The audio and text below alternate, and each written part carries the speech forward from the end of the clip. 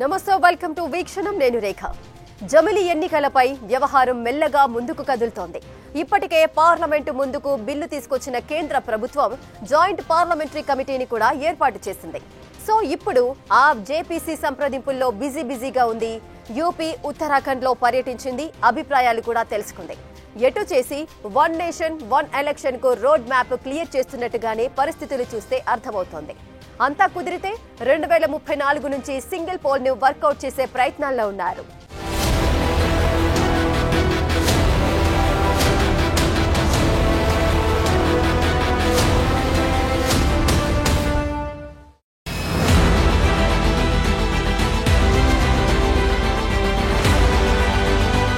భారత్లో జమిలి ఎన్నికలకు రంగం సిద్ధమవుతోంది. ఒకే దేశం ఒకే ఎలక్షన్ విషయంపై మోదీ ప్రభుత్వం చాలా సీరియస్ గానే వర్కౌట్ చేస్తోంది. మాటికి ఎన్నికలు రావటం, ఏదో ఒక రాష్ట్రంలో ఏదో ఒక ప్రాంతంలో పోలింగ్ తో ఎలక్షన్ కోడ్లు, అభివృద్ధి ఆగటం ఇవన్నీ సమస్యలను పెంచుతోంది. ఇదంతా కాదు, ఒకేసారి ఎలక్షన్ జరిపిస్తే ఇక 5 ఏళ్ల దాకా ఆ జోలికి వెళ్లే పరిస్థితి ఉండదు. పాలన సాఫీగా చేసుకోవచ్చు అన్న ఆలోచనతో కేంద్రముంది. ఇప్పటికే జమిలి బిల్ ను గతేడాది డిసెంబర్లో లోక్సభ ముందుకు తీసుకొచ్చింది. మరింత సంప్రదింపుల కోసం జాయింట్ పార్లమెంటరీ కమిటీని కూడా ఏర్పాటు చేసింది. ఈ జేపీసీకి పీపీ చౌదరి చీఫ్ గా ఉన్నారు. ఇటీవలి ఆయన కొన్ని విషయాలు షేర్ చేయడంతో జమిలి టైం దగ్గర పడిందన్న విషయాలు బయటకొచ్చాయి. దీంతో పొలిటికల్ సర్కిల్స్ లో ఉత్కంఠ పెరుగుతోంది.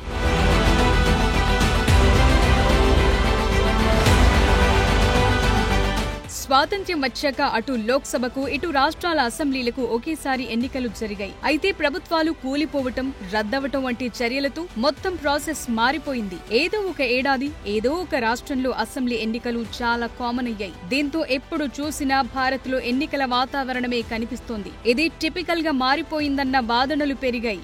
దీంతో కేంద్ర ప్రభుత్వం ఒక అడుగు ముందుకేసి జమిలి ఎన్నికలను తెరపైకి తీసుకొచ్చింది. మాజీ రాష్ట్రపతి రామ్నాథ్ కోవింద్ ఆధ్వర్యంలో కమిటీ ఏర్పాటు చేసింది. ఆ కమిటీ అన్ని రాష్ట్రాల్లో పర్యటించి రాష్ట్రపతికి రిపోర్ట్ కూడా సమర్పించింది. సో ఇదంతా ముగిసిన చరిత్ర. మరి వాట్ నెక్స్ట్?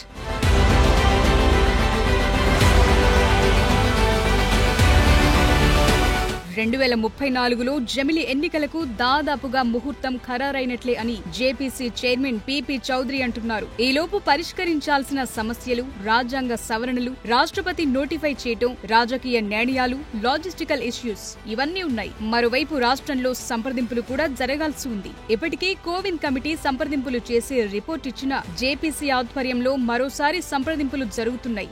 నిజానికి 2034కి ముందు జమిలి ప్రణాళిక అమలు చేయాలనుకున్నారు. అయితే చాలా సవాళ్లు దాటాల్సి ఉండడంతో 2034కి షిఫ్ట్ అయింది. పైగా ఈ జమిలి బిల్ ఇంకా మార్పులు చేర్పుల దశలో ఉంది. అంతేకాదు, ఈ బిల్లులో పేర్కొన్న విషయం ప్రకారం చూస్తే రాజ్యాంగంలో ఆర్టికల్ 82A కలపాలన్న ప్రతిపాదన ఉంది. కొత్తగా ఎన్నికైన లోక్సభ తొలి సమావేశం సందర్భంగా రాష్ట్రపతి అపాయింటెడ్ డేట్ ప్రకటించడాన్ని ఈ ఆర్టికల్ అనుమతిస్తుంది. కానీ ప్రస్తుత లోక్సభ మొదటి సమావేశం 2024లో ప్రారంభమవడంతో 2029లోనే చేయొచ్చు.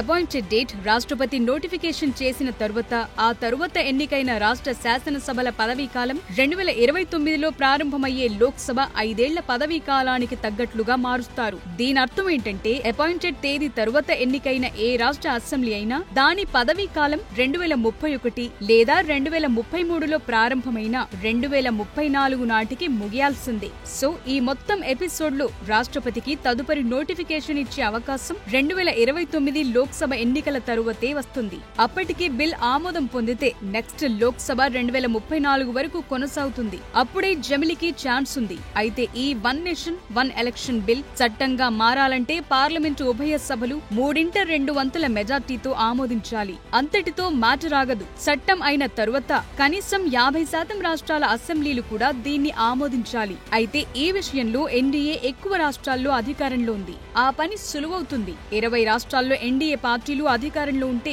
ఇండియా బ్లాక్ 10 చోట్ల అధికారంలో ఉంది.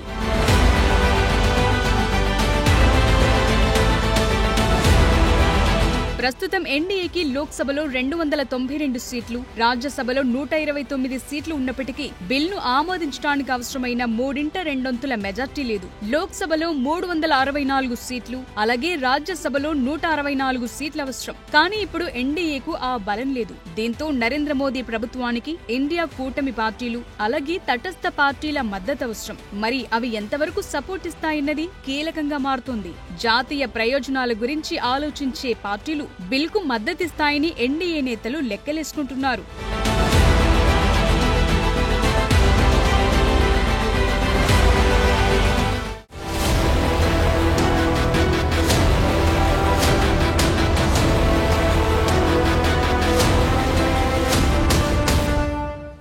వన్ నేషన్ వన్ ఎలక్షన్ వస్తే ఏ రాష్ట్రాల్లో అసెంబ్లీల పదవీకాలం కట్ ఆఫ్ అవుతుంది?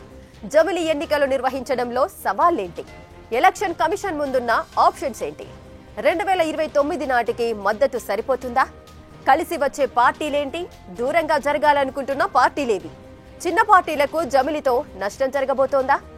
రాష్ట్రాలకు, లోక్సభకు ఒకేసారి ఓటు వేయాలనుకున్నప్పుడు జనం ఆలోచన ఎలా ఉండబోతోంది?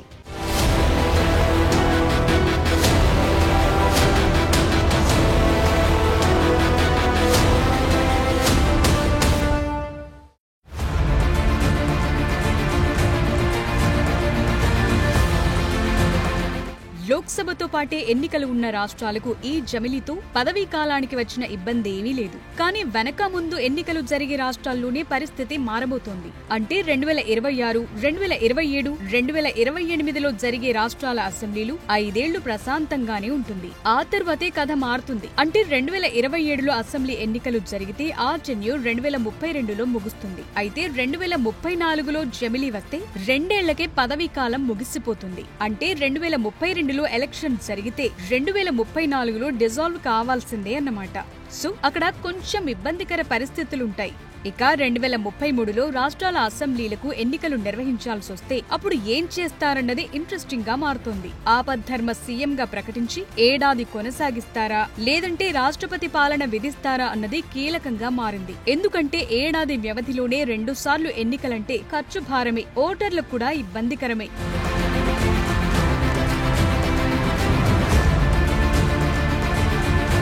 2027లో గుజరాత్, హిమాచల్, ఉత్తరాఖండ్, యూపీ, పంజాబ్, మణిపూర్, గోవాలో ఎన్నికలున్నాయి. వీటి టెన్యూర్ 2032లో ముగుస్తుంది. అంటే 2 ఏళ్ల కోసం మళ్లీ ఇక్కడ ఎలక్షన్ జరపాల్సి ఉంటుంది.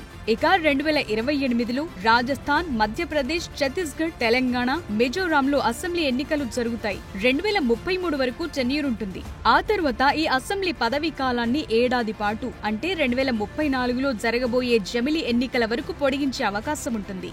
ఆపద్ధర్మ ప్రభుత్వాన్ని కంటిన్యూ చేసే ఛాన్స్ ఉంది. అసోం, కేరళ, తమిళనాడు, బెంగాల్కు 3 ఏళ్ల పదవీ కాలం దొరకనుంది. సో రాష్ట్రాల్లో పరిస్థితులు పూర్తిగా మారతాయి.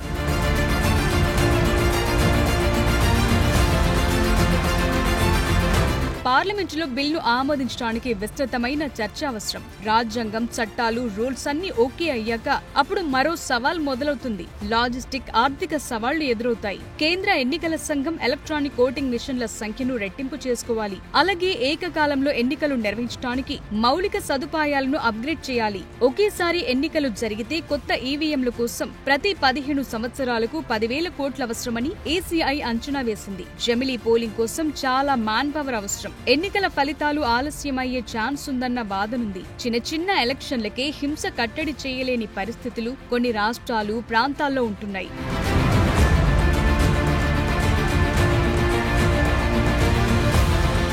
అయితే వన్ నేషన్ వన్ ఎలక్షన్ ప్రతిపాదనను చాలా పార్టీలు వ్యతిరేకిస్తున్నాయి. ముఖ్యంగా ఇండియా కూటమిలోని పార్టీలు వద్దే వద్దంటున్నాయి. జమిలి బిల్ రాజ్యాంగ విరుద్ధమంటోంది కాంగ్రెస్. ఈ ప్రతిపాదన దేశంలో ఒకే రాజకీయ పార్టీ ఆధిపత్యానికి దారితీస్తుందని, రాష్ట్రాల స్వయం ప్రతిపత్తిని బలహీనపరుస్తుందని కాంగ్రెస్ ఆందోళన వ్యక్తం చేసింది. ఈ ప్రతిపాదన రాష్ట్రాల స్వయం ప్రతిపత్తి, అలాగే ప్రాంతీయ సమస్యలు నిర్లక్ష్యానికి గురవుతాయని సమాజ్వాదీ పార్టీ అంటోంది. అటు తృణమూల్ కాంగ్రెస్ కూడా జమిలి ఎన్నికలకు వ్యతిరేకంగా వ్యతిరేకమే అంది. ఇది ప్రాంతీయ పార్టీలకు నష్టం కలిగిస్తుందని, జాతీయ సమస్యలు రాష్ట్ర స్థాయి సమస్యలను డామినేట్ చేస్తాయని వాదిస్తోంది. ఈ ప్రతిపాదన సమాఖ్య వ్యవస్థను బలహీనపరుస్తుందనుకుంటున్నారు. డీఎంకే కూడా జమిలి బిల్ను వ్యతిరేకించింది. ఇది రాష్ట్రాల హక్కులను కాలరాస్తుందని, ప్రాంతీయ పార్టీలకు ప్రతికూలంగా ఉంటుందని వాదిస్తోంది. జాతీయ పార్టీలు ఆధిపత్యం చెలాయించే అవకాశం ఉంటుందన్న ఆందోళన డీఎంకేలో ఉంది. Shiv Sena, Uddhav Balasaheb Thackeray, UBT party, RJD కూడా వ్యతిరేకంగా ఉన్నాయి.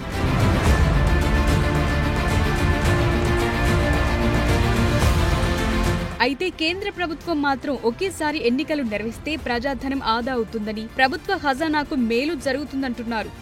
మాటికి ఓట్లు వేయాల్సిన పని జనానికి తప్పుతుందంటున్నారు. అలాగే ప్రజలు, ప్రభుత్వం, అధికారుల సమయం ఆదా అవుతుందని చెప్తున్నారు. ఒక్కసారి ఎన్నికలు జరిగి ప్రజామోదంతో ప్రభుత్వం ఏర్పాటు చేసేవారు పాలసీ మేకింగ్ పై పూర్తి స్థాయి ఫోకస్ పెట్టేందుకు ఛాన్స్ ఉంటుందంటున్నారు.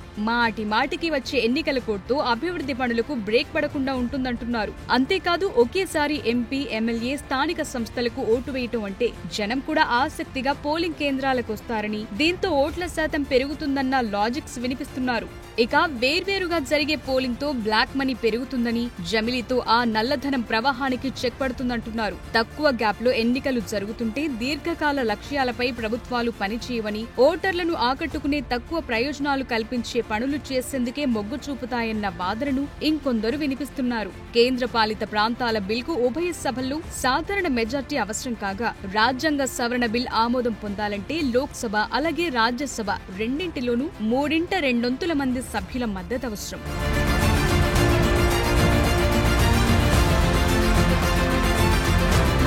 సో ఓవరాల్ గా చూస్తే చిన్న ప్రాంతీయ పార్టీలు జాతీయ పార్టీలతో పోటీ పడలేవని, దీనివల్ల వాటి రాజకీయ ప్రాతినిధ్యం తగ్గే అవకాశం ఉందంటున్నారు. ఎన్నికలు తరచూ జరగటం వల్ల ప్రభుత్వాలు ప్రజలకు జవాబుదారీగా ఉంటాయని, కానీ జమిలి ఎన్నికల వల్ల ఈ జవాబుదారీతనం తగ్గుతుందని ప్రతిపక్ష పార్టీలు వాదిస్తున్నాయి. ప్రభుత్వాలు నడిపే పార్టీలకు భయం లేకుండా పోతుందంటున్నాయి. సో జమిలి బిల్ పై ఏర్పాటైన జేపీసీ చైర్మన్ పీపీ చౌదరి నేతృత్వంలోని 39 మంది సభ్యుల ప్యానెల్ రాబోయే 2.5 ఏళ్లలో అన్ని రాష్ట్రాలు, కేంద్రపాలిత ప్రాంతాలకు వెళ్లి మరింతగా సంప్రదింపులు పూర్తి చేయబోతోంది. అంటే జమిలికి వ్యతిరేకంగా ఉన్న పార్టీలను ఒప్పించే లక్ష్యంతో ఉన్నారు.